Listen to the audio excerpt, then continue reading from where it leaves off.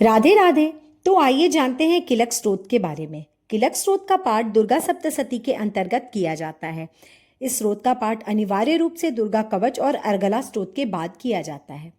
इस स्तोत्र में जो पहला मंत्र है उसका अगर 31 बार आप प्रतिदिन जाप करेंगे तो निश्चय रूप से आपको मन की शांति प्राप्त होती है। तो इस किलक स्तोत्र का विवरण जो है आगे वो मैं बताती हूँ। तो इसमें मार्कंडेय जी कहते हैं, विशुद्ध ज्ञान ही जिनका शरीर है, तीनों वेद ही जिनके तीन नेत्र हैं, जो कल्याण प्राप्ति के हेतु हैं तथा अपने मस्तक पर अर्ध चंद्र धारण करते हैं, उन भगवान शिव को नमस्कार है। मंत्रों का जो अभिकीलक है अर्थात मंत्रों की सिद्धि में विघ्न उपस्थित करने वाले शाप रूपी कीलक का निवारण करने वाला है, उस सप्तशती स्रोत को संपूर्ण रूप से जानना चाहिए। उसके भी उच्चाटन आदि कर्म सिद्ध होते हैं, उसे भी समस्त दुर्लभ वस्तुओं की प्राप्ति होती है। तथापि जो अन्य मंत्रों का जप ना करके केवल इस सप्तशती नामक स्रोत से ही देवी की स्तुति करते हैं, उन्हें स्तुति मात्र से ही सच्चिदानंद स्वरूपिणी देवी सिद्ध हो जाती हैं। उन्हें अपने कार्य की सिद्धि के लिए मंत्र, औषधि अथवा अन्य किसी साधन के उपयोग की आवश्यकता नहीं रहती। बिना जप के उनके उच्चाटन आदि समस्त अभिचारिक कर्म सिद्ध हो जाते हैं।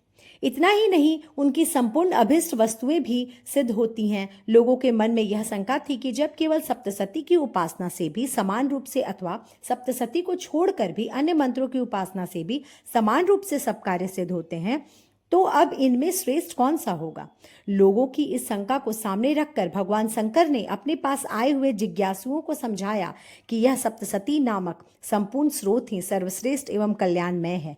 तदंतर भगवती चंडिका के सप्तशती नामक स्रोत को भगवान महादेव जी ने गुप्त कर दिया।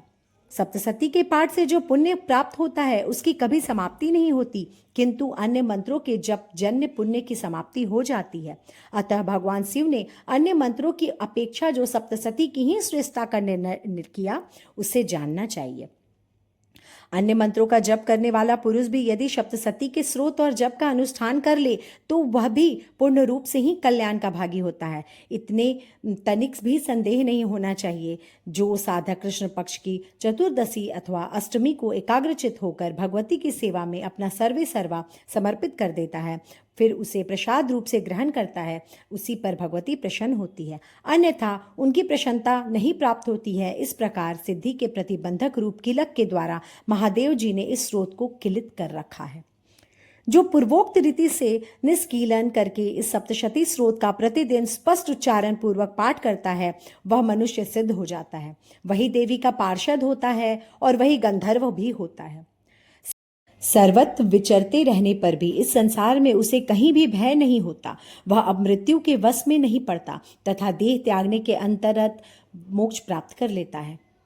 अतः कीलन को जानकर उसका परिहार करके ही सप्तशती का पाठ आरंभ करें। जो ऐसा ही करता है उसका नाश हो जाता है। इसलिए किलक और निष्किलन का ज्ञान प्राप्त करने पर ही यह स्रोत निर्दोष होता है और विद्वान पुरुष इस स्रोत निर्दोष स्रोत का पाठ ही आरंभ करते हैं।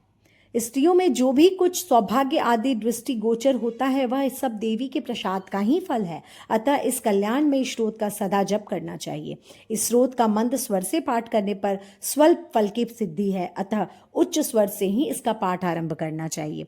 जिनके प्रसाद से ऐश्वर्य, सौभाग्य, आरोग्य, संपत्ति, शत्रुनाश तथा परम मोक्ष की भी सिद्धि होती है, उस कल्याण में ही जगदम्बा की स्तुति मनसा क्यों नहीं करते। इति श्री दिव्या किलक स्तोत्रम संपूर्णम।